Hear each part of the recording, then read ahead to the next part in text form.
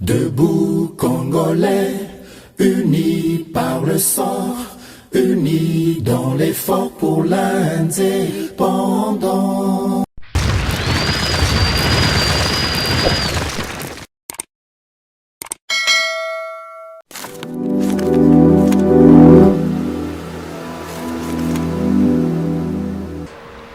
Boza, le bienvenu na GCAM Télévision.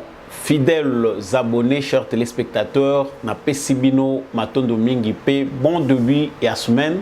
Merci na bino ndenge bu pesi biso fidélité, merci pe na confiance au bozo accordé biso à travers chaîne Oyo GCAM Télévision, pe émission na bino préféré Debout Congolais. Na lobaka fa émission banda Debout Congolais.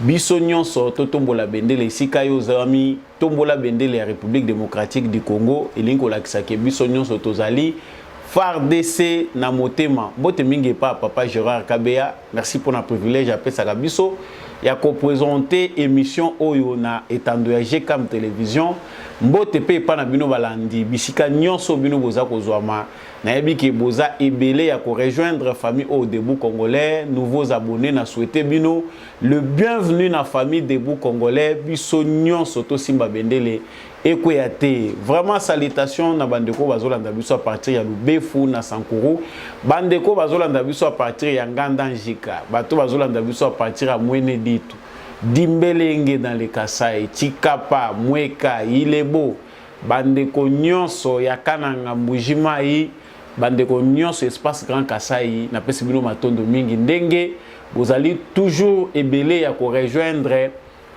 famille monene auto bengi Debout Congolais mbote pe mingi pa bandeko bozolanda biso à partir à Équateur, bozali na Grand Kivu, bozali na Maniema, bozali na Grand Équateur, bozali na Grand Bandundu, bozali na Congo central, vous êtes à Kinshasa, vous êtes dans toutes les provinces de la République démocratique du Congo, et là je n'oublie pas la province orientale na Pesibino Matondo mingi ndenge boza ko rejoindre Debout Congolais. La seule façon ya ko appartenir na famille Debout Congolais pour na yo oyo nanu au côté na famille c'est de vous abonner à cette chaîne pour na ko mankaka ba actualité na bisoté kasi ya mbwete émission ebandaka na rappelaka na mutu nyonso ete na micro yo ezalaka bongo Samba Olonga nde mutu amemelaka bino basango pe na lobaka lisusu ete justice ya Nzambe moto mokote aishapaka na contrôle nango soki oko échapper na contrôle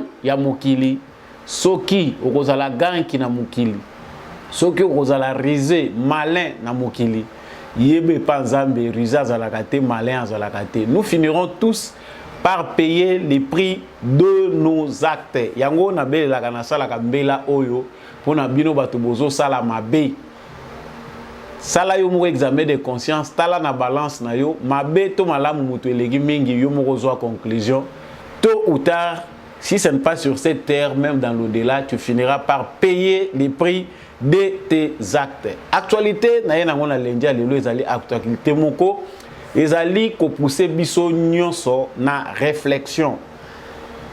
Le Congo attend la visite du secrétaire d'État américain Azali à prévoir na agenda na yeki azoya na kati ya République démocratique du Congo.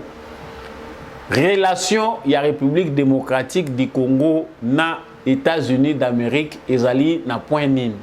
Nini Congo ezokozela de la visite ya secrétaire d'État américain au azali koya selon les calculs des analystes au niveau national pe na niveau international azali koya pe pona ko contrecarrer pe avancer to politique risque na kati ya Afrique pe politique ya ba chinois, c'est-à-dire c'est une guerre de puissance.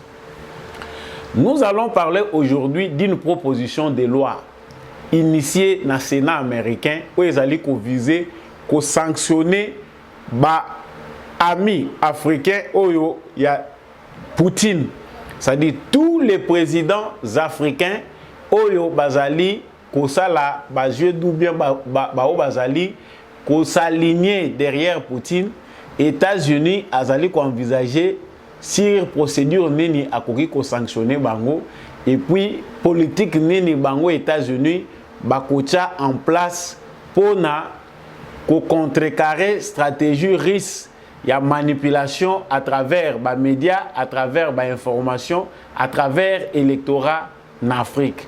Nous allons tout au long de cette émission, vraiment proposition à loi wana, mécanisme ni ba américain bazali nango vis-à-vis Afrique, vis-à-vis ya Congo.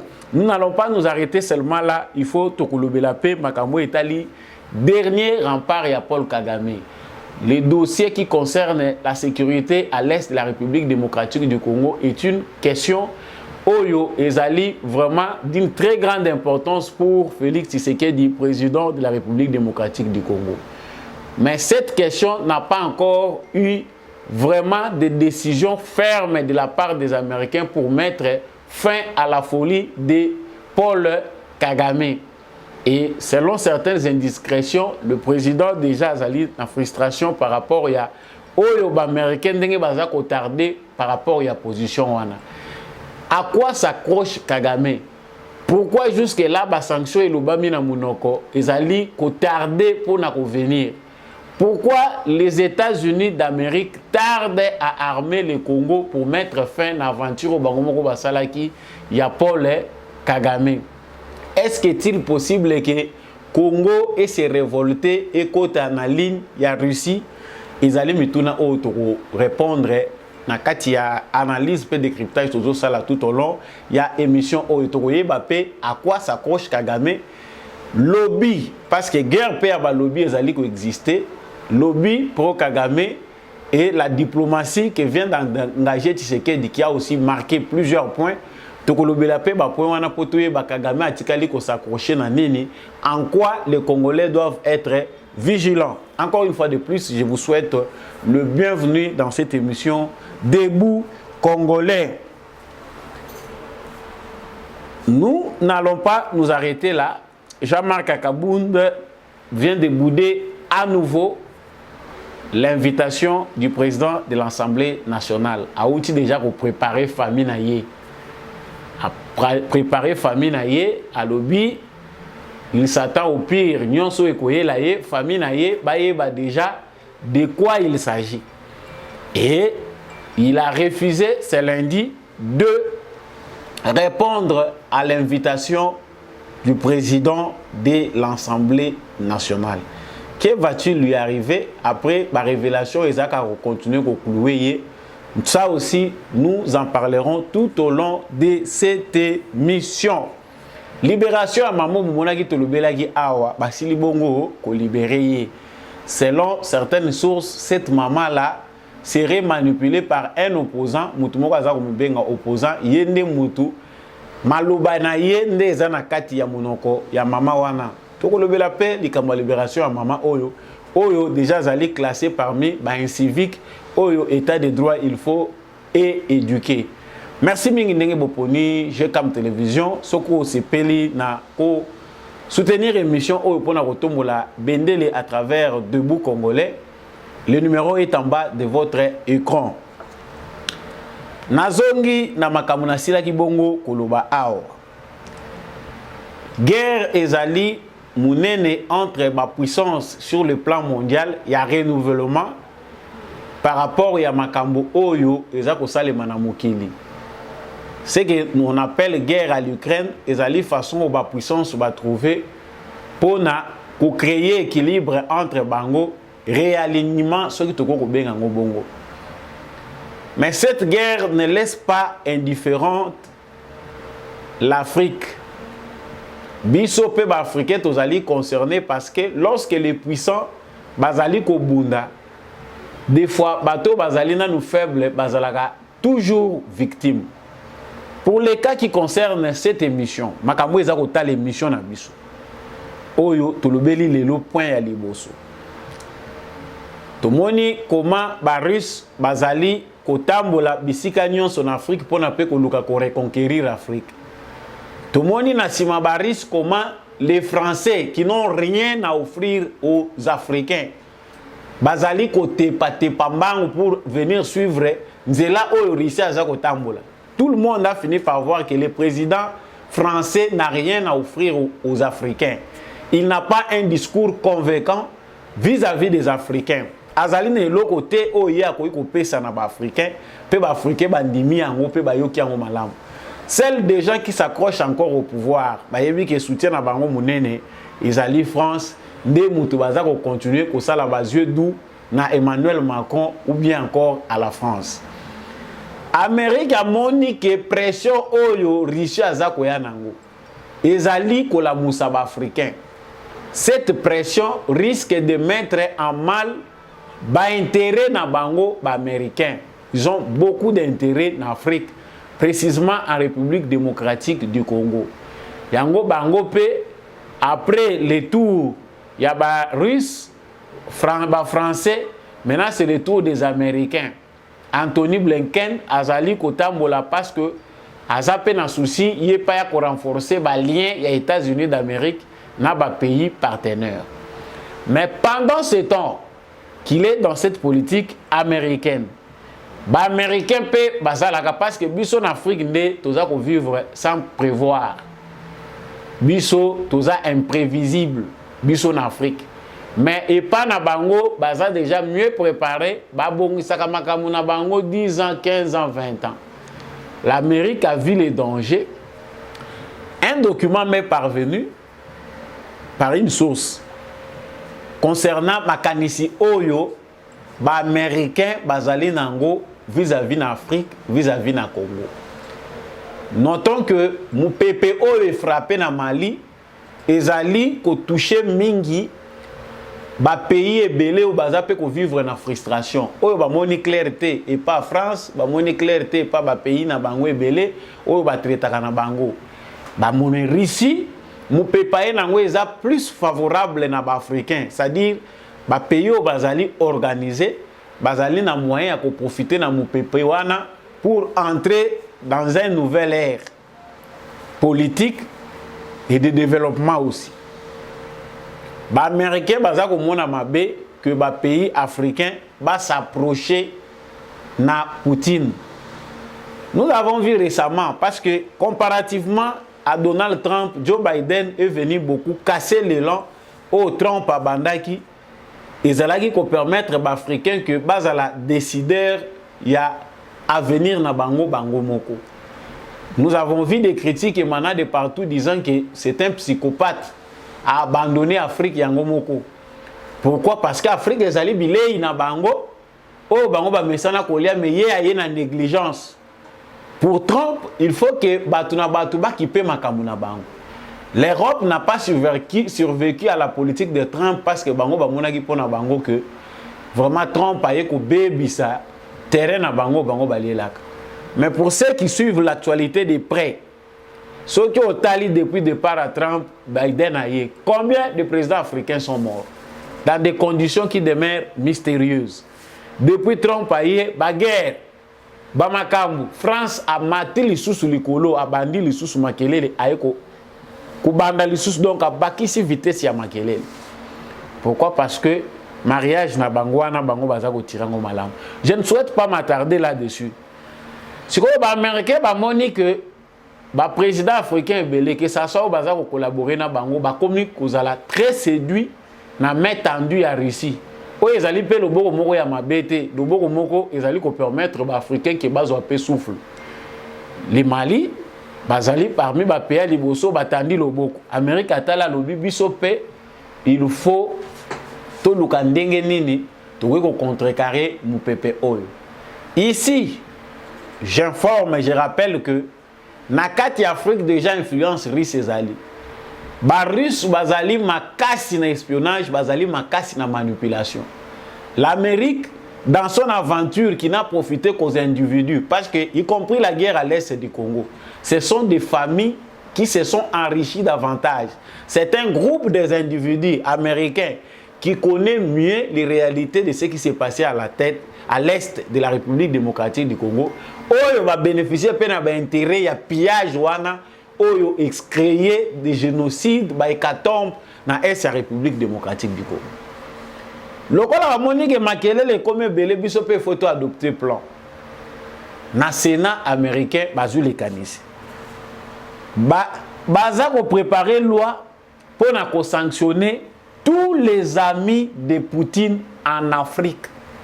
Je vais lire pour vous un paragraphe. Outre la surveillance des activités malveillantes présumées du gouvernement russe et de ses mandataires, un projet de loi aux USA prévoit des sanctions contre les gouvernements et fonctionnaires africains qui facilitent ou qui contribuent à de telles activités. C'est-à-dire activités enrichies salak. Le Sénat américain, la Chambre haute du Parlement des États-Unis vient d'entamer l'examen du projet de loi relatif à la lutte contre les activités malveillantes de la Russie en Afrique. Le texte qui a été adopté par la Chambre des représentants le 27 avril a une écrasante majorité de 419 voix. Définit ces activités comme étant celles qui sapent les objectifs et les intérêts des États-Unis. Je m'arrête d'abord à ce paragraphe-là. C'est-à-dire, vous comprenez déjà l'issue. Makanisi déjà oyo batu bazanango bango pona bango bamoni ke ba activité russe na kati Afrique ezali ko saper ba intérêt na bango ba américain. Yango ba kei bandi projet de loi na bango wana pona ko sanctionner. Je pense que le français est clair là-dessus. Je continue. Le projet de loi stipule que le secrétaire d'État américain devra élaborer une stratégie décrivant les efforts des ISA pour contrer l'influence et les activités malveillantes de la Fédération de Russie et de ses mandataires en Afrique. C'est-à-dire, Pessier Mitindo, les chefs du département d'État américain, qu'il faut concevoir ma stratégie Oyo et qu'on permettre aux États-Unis à faire face à l'activité malveillante ya Russie. Quelles sont les activités malveillantes? On a espionnage, manipulation, on a pour beaucoup de détails. Toujours quand on a des éléments pour comprendre comment, même les élections en Afrique, la Russie participe par la manipulation. Comment certains médias africains sont contrôlés par les Russes. Comment la Russie se crée aussi une opinion dans la République démocratique du Congo et voire ailleurs. Cette stratégie repose sur 3 axes. Yoka position bapesi. Axe Misato. En premier lieu, le gouvernement américain devra surveiller de très près les opérations d'influence politique et de désinformation russes, ainsi que les activités des compagnies de sécurité privées russes ou financées par la Russie en Afrique. États-Unis à parvenir qu'au contrôler. Ils en ont les moyens. C'est des milliards qu'ils vont mettre en jeu. L'activité n'y sur influence russe na kati Afrique, États-Unis ont visé qu'on contraindre ango, ont visé qu'on freiner ango. Influence politique au Russie azanango ba opération d'influence politique. C'est-à-dire ndenge si asalaka azana ba politicien na ye si azana ba agent de sécurité na ba pays belé ou ba travailler kana bango, la Russie a aussi adopté la même stratégie pour travailler avec des dirigeants africains. Donc à travers le système na bango secret bazali pe ko manipuler ndé na lobaki ba médias. Ils manipulent certains politiciens dans deux pays, ils manipulent certains opposants, bazali pe na outil sophistiqué. Soko que Europe azo banga, hein, menace. Ozoka que y a arme informatique que non bakoki ko pirater biso a bouleverser mboka mobimba. Et bongo biso ba état africain, oh to komina na niveau anati. J'avance. Baké musikate Bakepeti na makambo etali ba société na bango privé. Il y a des sociétés privées russes. Oyo et ça la kabaïté kaba service na bango na ba certains présidents africains, na certains dirigeants africains dans certains pays africains. Balobi il faut viser encore ça. Je continue parce que c'est très important. Cette surveillance doit également s'étendre à d'autres mandataires du Kremlin tels que des oligarques proches du président Vladimir Poutine, des entrepreneurs financés par le gouvernement russe et d'autres individus et entités financières ou politiquement associés à la Russie qui manipulent les gouvernements africains, ainsi que les opinions publiques et les préférences de vote des populations africaines et des groupes de la diaspora, y compris ceux des USA.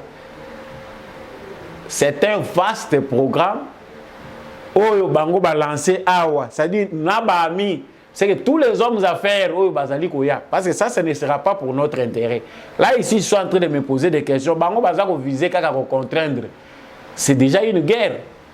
C'est une guerre froide, même si elle n'est pas ouverte, mais c'est une guerre. Ndenge Bango va lancer Boyo pour contraindre l'activité. La Russie va chercher aussi à développer des mécanismes pour faire face à l'attaque américaine, parce qu'ils vont sentir ça, qu'ils sont menacés. D'où l'Afrique est toujours le théâtre du jeu de la puissance, du jeu de puissance. Ceux qui ont la puissance, ils vont au Bunda. Terrain à Bango et à baissé, ils allaient en Afrique. Pendant que l'Afrique cherche à se développer, pendant que les autres je vais sauter un peu rapidement certaines grandes lignes, mais je sais que c'est un document important qu'on ne peut pas même mettre en public dans Magamoussousou. Oh, c'est important à Moutozoloba.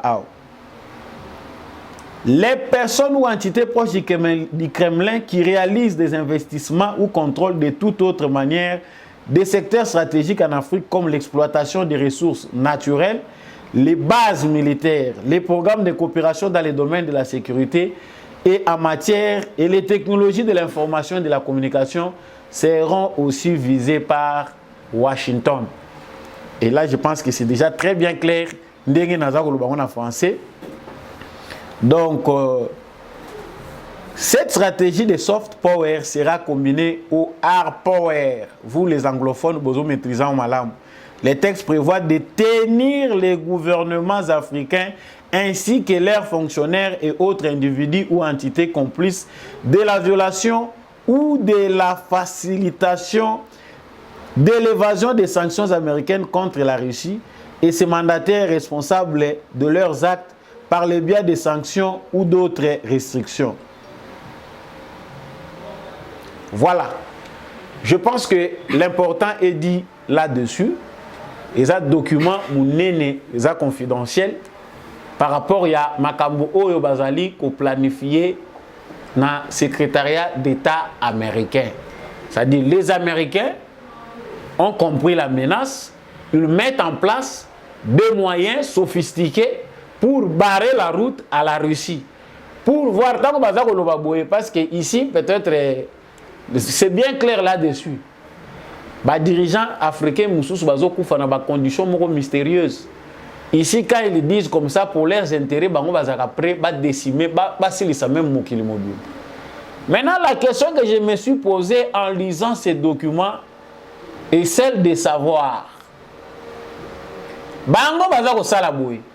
qu'est-ce qu'ils prévoient dans leur rapport n'a président africain. J'entre maintenant dans le débat qui est le nôtre.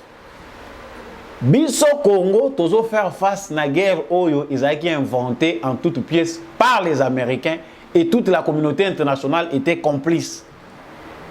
Dans le moment où tozo koloba awa, ça chauffe à l'est du Congo.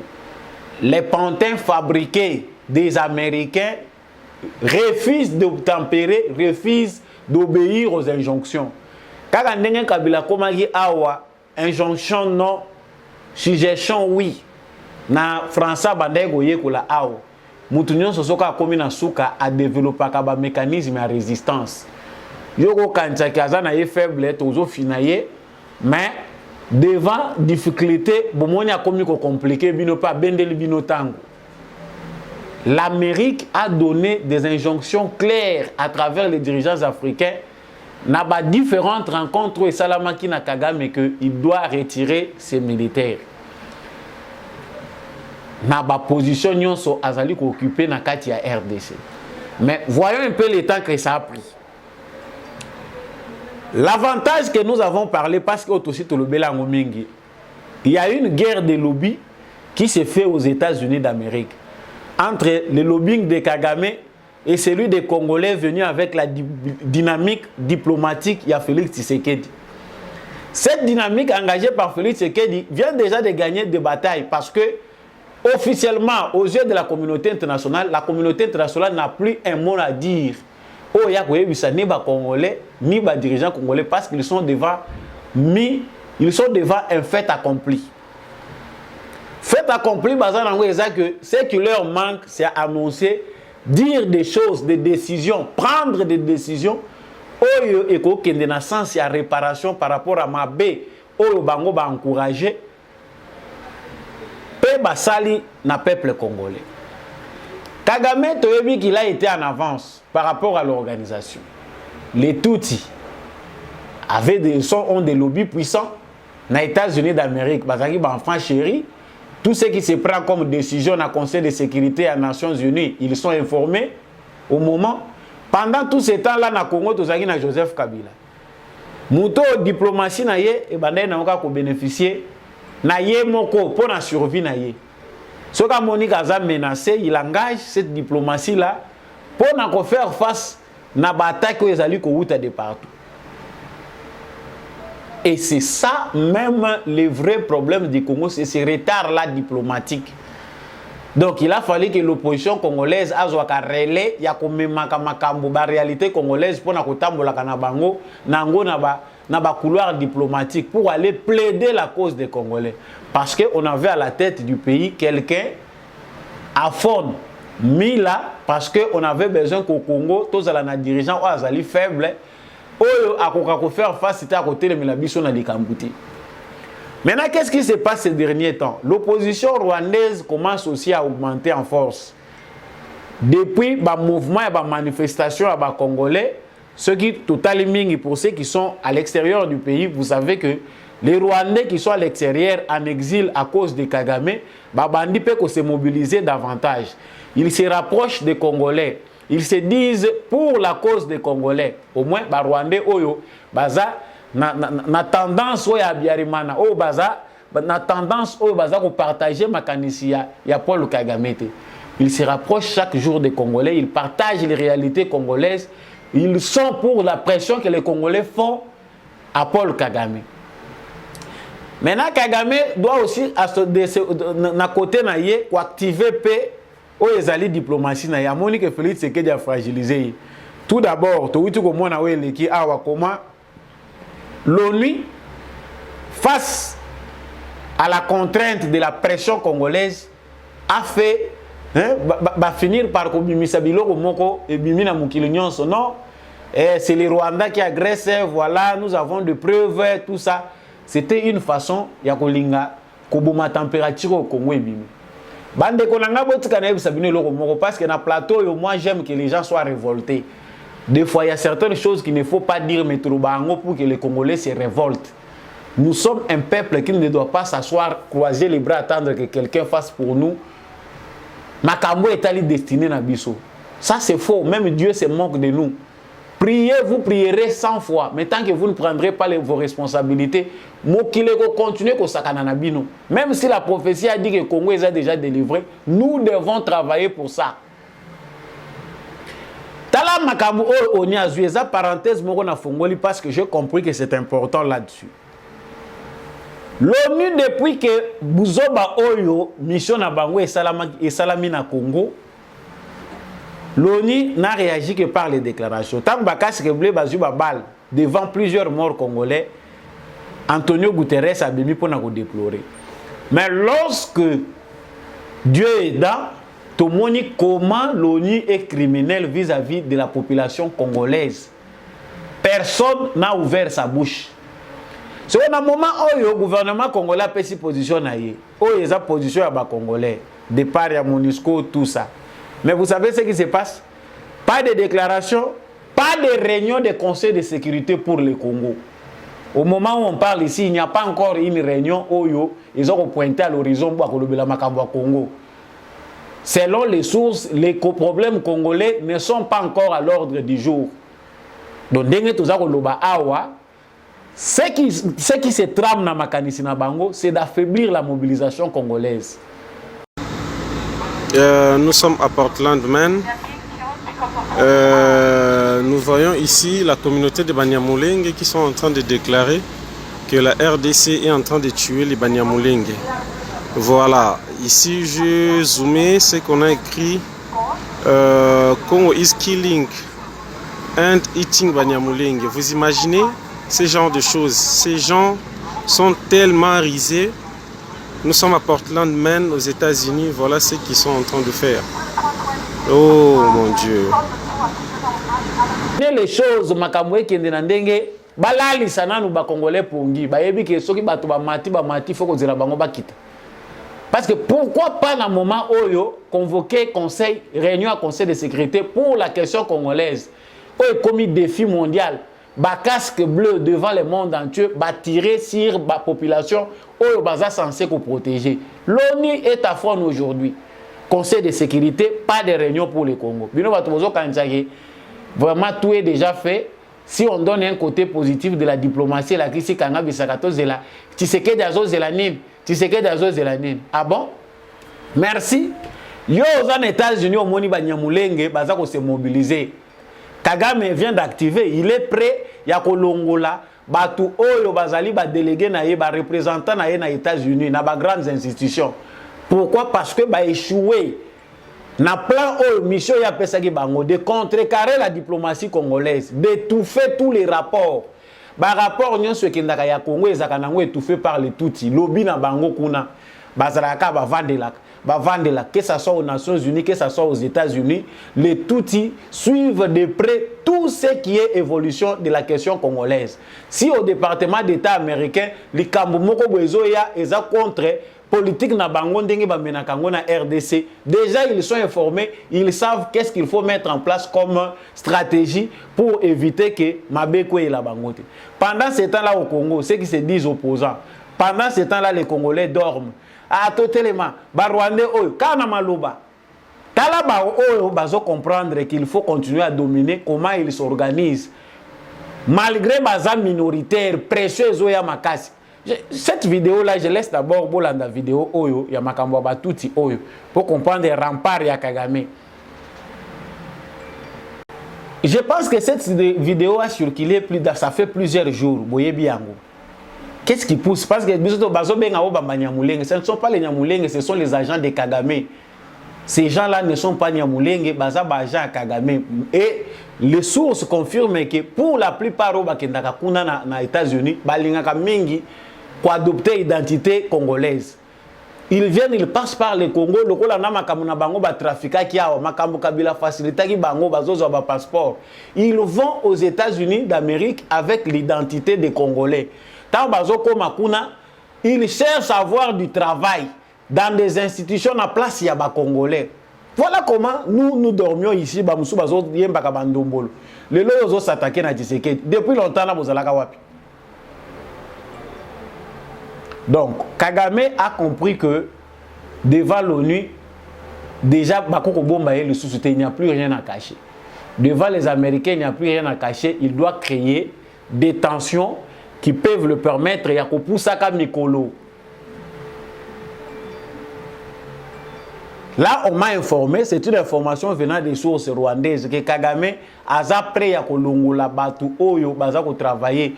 Ambassadeur des États-Unis, représentant des Nations Unies, tous ces gens, réseau naye à Batu, a commis quoi acculer Bango. Il est prêt, il y a Kocha Batouana Nyon Somupandi. Et aux États-Unis, ça chauffe parce que la tendance de ses opposants commence aussi à trouver couloir à côté là. Il y a ça qui mission parce que yé Moussane a bomaka même bat, basi batandi ba stratégie ne libanda. Les secrétaires d'État, le ministre des Affaires étrangères et États-Unis a débalé qui tout. Même la méthode au Kagame a pour assassiner ses opposants à l'extérieur du pays. Comment la brigade spéciale chargée tout est déjà déballé, c'est connu. Maintenant, il cherche Sikani Nyakodiembel. Mais pourquoi Zodiembel? C'est ici que je parle. L'Amérique est un grand pays à plusieurs réalités aussi. C'est vrai que l'Amérique peut lever l'option, de manière générale. Mais entre Bango, il y a le rouge et le bleu. Surtout les démocrates Oyo, Makambo Oyo et Baby Sakakaka. Le freinage, c'est toujours avec les démocrates. Les démocrates dans les États-Unis, Moussala Bango Ezaka comme Makambo Nyoka Nyoka. Pour faire perdre tout le temps. Là, on trouve des décisions, ce qu'on dit, décisions, elles appliquer avec rigueur, au moins les républicains. Ça s'applique, bon, on peut résultat, mais tout le monde a dit Trump, mais il a fallu que Trump soit là pour que l'Amérique décide avec énergie qu'en Afrique centrale, na Congo, voilà ce que nous voulons et cela a été adopté.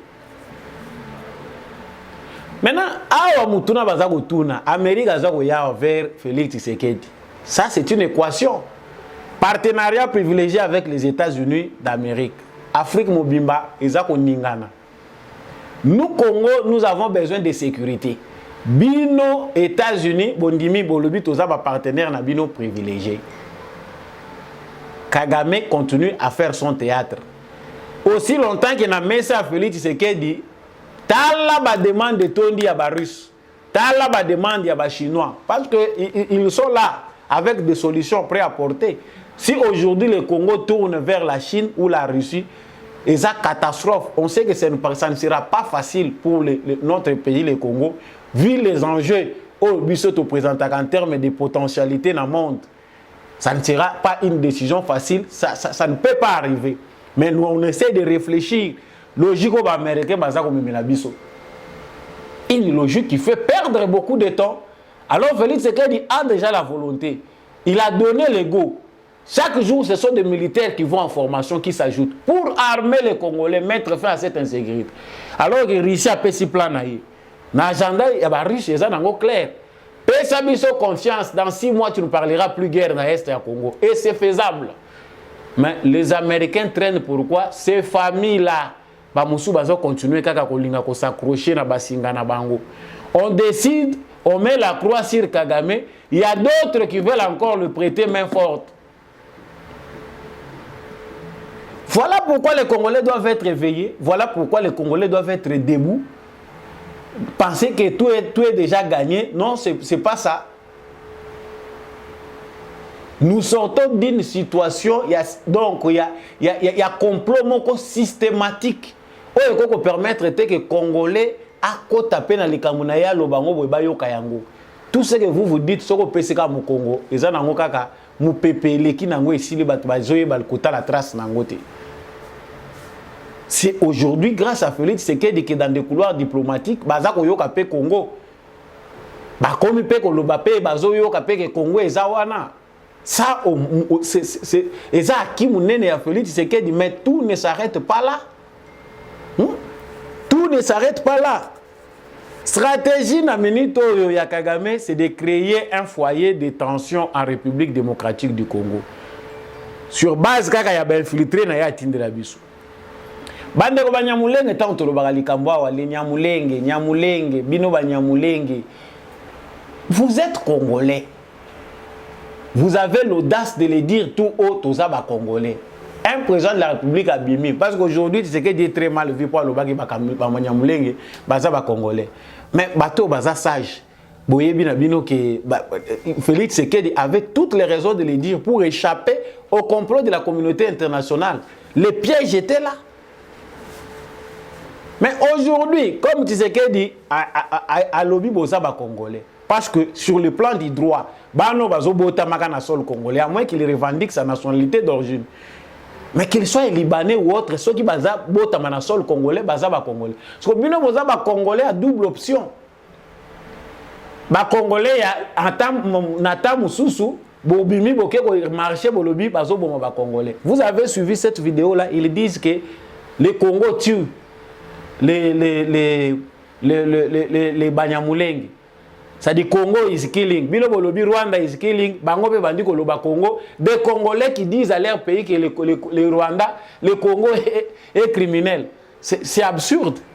C'est absurde. Si les gens réclament leurs droits dans leur propre pays, c'est différent. Donc on a tous les ingrédients qui osent déjà vraiment clairement que ça c'est un montage de Kagame. Mais il ne faut pas laisser ça seulement dans Maloba. Nous encourageons nos frères qui vivent aux États-Unis, qui vivent au Canada, qui vivent en Europe. Bino Batuboza Pelibanda, la balle est dans votre camp. Que cette mobilisation ne faiblisse pas dire que déjà tout ça, non. Le danger est encore là. Parce que le danger est là. Bango na makanisi na bango tant que ba structure na bango ezali batu na bango wana bazana nous bazo monake nyoka bosibo beti banzete na mutu, mais il vit encore. Il peut encore mordre quelqu'un à tiquer au venin. Nous avons dit, hein, nous avons tout dit. Koya est secrétaire d'État américain. Certainement, il faut que l'Amérique soit claire par rapport aux questions de l'heure. Les Congolais ne veulent plus entendre parler de la guerre. Et les Congolais doivent savoir, c'est Tshisekedi qui va parler avec euphémisme, c'est Félix Tshisekedi, président de la République, qui va employer la diplomatie. Nous, Congolais, n'avons pas besoin de diplomatie. Nous devons dire aux Américains de retirer leur pantin Kagame. Ce sont les Américains qui ont amené Kabila au pouvoir, ce sont les Américains qui ont amené Kagame au pouvoir.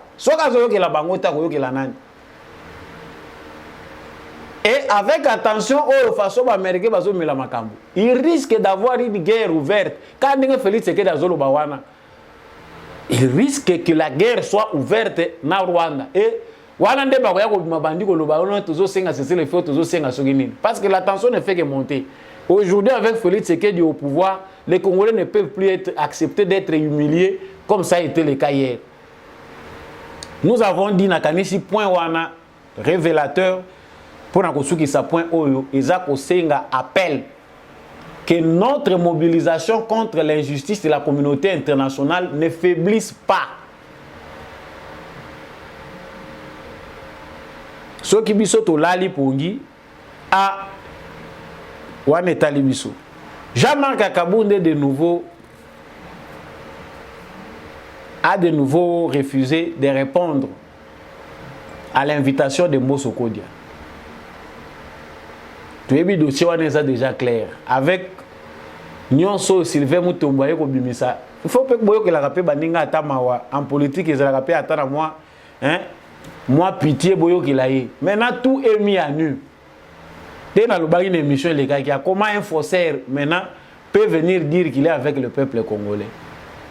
Orgueil pende qu'on a biso azalaka nango babenge première fois pas Mbosso. On se présente par bon sens au Kendenan. Oyoka qui est dit là, qu'est-ce qui est dit là? Baloko ozana munoko pona koloba. Okoya ko dénoncer soko bimi. La première fois il n'a pas répondu. Aujourd'hui, il n'a pas encore répondu. Abia ko répondre na état déjà sort réservé na ye. On signale qu'il a déjà réuni sa famille. Ayebisi bango ke na yebi ke soki na kie na justice na yebi déjà sort réservé na ngai. Sort réservé na ngai fumino boye bango. Donc lui-même sait qu'il n'a pas de chance d'échapper à Makala. Kuna nde akende ko apprendre parce que na Makala batu ba kota kuna ba ate ba bimaka ba chrétien. So koti kuna boye moni caméra bimina ba verset biblique na munoko ao. Abi c'est là où j'ai appris patience ba terme zaki bila boli bisangai. Aiza kutu makambo dossier à caméra était. Na prison mutu nyonso akomaka na besoin nzambe. Voilà nde mutu azonga kapenda ye moko mutu. Ah, tu éviter hein? Si peut-être Jean-Marc Akaboun va se débarrasser de son orgueil.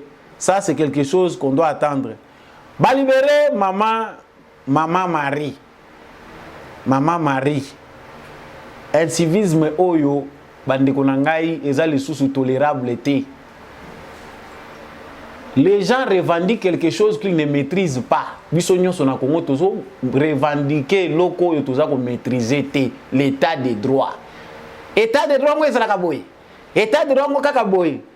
L'état des droits et des devoirs. Quand ndenge bazolo bangwana ezali kambu ya parti politique moko songolo pakalate. Lelo lisu je suis tombé même si j'ai manqué cette vidéo là. Un civisme ya kosakalate na bato moto. Un civisme ya kosakalate ça sous les kambo côté la té ça c'est un danger public. Et ça sous les kambo ko sepela nangoti. Nos frères il y a des responsables qui nourrissent leur famille. Chercher à mettre de l'ordre avant l'état ya ko tchandenge l'état a kotomola nini na ye loi. Mais cherchez à mettre de l'ordre dans votre secteur parce qu'on voit des gens qui nourrissent leur famille à travers la moto. Mais tout le monde bazo bunde sa kulu na unjere kulu ne komi na moto. Moto ba tout yango na mutuka. Prenez la voiture, prenez la moto, bon mais mayango na la police la plus proche. Mais bino wana nde mutu boko tumba mutuka nanu. Sikoyo ye mutuka bako futa moto bako sala nini. Liberté, c'est la libertinage. Ça, nous devons les condamner acte ya mabe ou ta wapi, il faut condamner yango. La moto ne peut pas pousser quelqu'un à devenir un incivique. Nous avons des associations de motocyclistes de partout. Nous avons des associations de la campagne d'éducation civique. Nous avons des réunions pour vous contrôler vous-même. Makambo bazako reprocher bino. Kinshasa est devenu très sale. Ndenge bazako loba ezaka makambo ba moto te impolitesse na ba chauffeur impolitesse na ba receveur. C'est une question on a minute comme ko singa que l'état vraiment levé option parce que buzo beleki mingi. Ah bazako loba soki makambo ya mama mari balobi ba tieye maloba ko tshana munoko. Boye ta bazo tieye maloba ko tshana munoko batinda kaya ko loba wana. Ye aza muto liboma bazako pesa to azazoba. C'est une maman. On la voit, c'est une grand-mère, elle a des enfants, elle a déjà des petits-fils. Mais bazo tinda kaye parce que tozo yo kandenge toki nungu aza muto a parti à Fayulu, on l'envoie. Ba tinda kaye ko tinda kende ko loba bongo. Non. On peut utiliser tout ba kangata jeune ba bomba ina prison. Parce que maman mukolo wana boza kenda ko utiliser ye, amona ni pas ana na état moko piteux. État ba ko yo kele mawa. Mais ye wana nde bozo kenda ko tcha en avant pour kende ko ndimisa ba risque. La loi reste la loi. Quand on va libérer, certainement, il faut normalement attendre le micro, il faut que c'est normal. Moi, j'encourage toujours que le Bango créons un centre spécial dans chaque province, au moins un centre. Pour kangi mutu pour un civisme. Au lieu de le sarabate belé à kosangisaka nami yibi bazo yiba ya cravate nami yibi ba kuluna ba chaka bato maboko na poche ba kataka bato to assimiler bango na bato oyoyo bazo ko yeba te ko comprendre te c'est quoi un état de droit parce que ba rataki yango après 50 ans les Congolais n'ont pas encore pratiqué l'état de droit ce qui s'avère presque ça peut être normal parce que pour la mususu même bato batangi bazo bima ba analphabète pourquoi ils n'ont pas appliqué. Quand on voit des universitaires, des professeurs d'université, Bazali ko défendre, Balobi, non, ça c'est quel état de droit? On ne veut pas la liberté d'expression. Un professeur d'université, liberté d'expression pour n'avoir la ici, liberté à ma finga. Mboka nye se tongama likolo ma finga.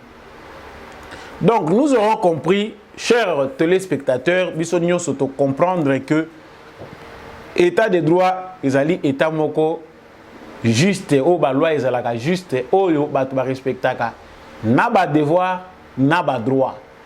Na kanisi biso nyonso ndenge na lancer mbela esengeli to somba constitution to tshana bandako na biso. Soki bana o bazotanga sombela bango constitution. Avant l'état banda ko appliquer rigueur biso mo peto tala pesima to zonga nanu batu to wuti musika. Les lois sont en valeur devant le monde entier. La faute n'est pas seulement chez les autres qui ont un complot de nous laisser désorganiser pour bangoba piyakabiso. La faute c'est à nous parce que tous sommes inconscients. La faute c'est à nous parce qu'on ne comprend pas qu'il faut prendre nos responsabilités. Un pays ne se construit pas sur des antivaleurs. Un pays se construit sur des valeurs, sur l'unité, sur la conscience. Ce qui conscience populaire et tu vas comprendre que tous autres la mabe, tous la direction à bien. Ou en d'être bénéficier n'a pas bien fait un changement. Mais tu sais qu'il est seul. Chaque fois qu'il s'entoure des gens, ah bazo le bao remaniement ministériel, bazo changer. On ne va pas mettre des saints. Ce sont toujours des Congolais, ce sont des gens parmi nous. Oh bah tiens qui a bazo la coalition se cache avec beaucoup d'espoir. Maintenant, bazo zo baye batie balobi tozo tia gouvernement ya union sacrée. Batu bazaki na espoir à makasi. Batie tozo mona ka mentalité yango kaka yango wana. Les mal et congolais combattons tous ces mal de manière collective. Thérapeutique na lobaka na bosenzo komi kolata biso nyonso ata ozano musenzi te mais à cause de la nationalité congolaise ozobi maloko azoba devant mokili. Il faut to combattre en biso de manière collective. Repensons l'éducation de nos enfants, faisons un retour aux valeurs républicaines, soutenons le président de la République par les changements de mentalité. Voilà, c'est la fin de cette émission. Merci à vous de l'avoir suivi. Toujours, namonoko, il y a Samba Olonga, dans le émission ici, tombola bendele esika nyonso yo ozwami kozala congolais à sonité zala fier ya kozala congolais parce que ça bénédiction. Merci Nandekombi à chaque fois zaki na sima caméra oyo pour être bozwa émission oyo pa na bino. C'est dans l'unité, dans l'amour que nous allons construire notre très et cher beau pays. Merci encore également Papa Jean-Louis Timbalanga, Maman Lisette Mungbendu, Papa Bernard Mpunga. Voilà, et vous tous, je vous salue. Merci.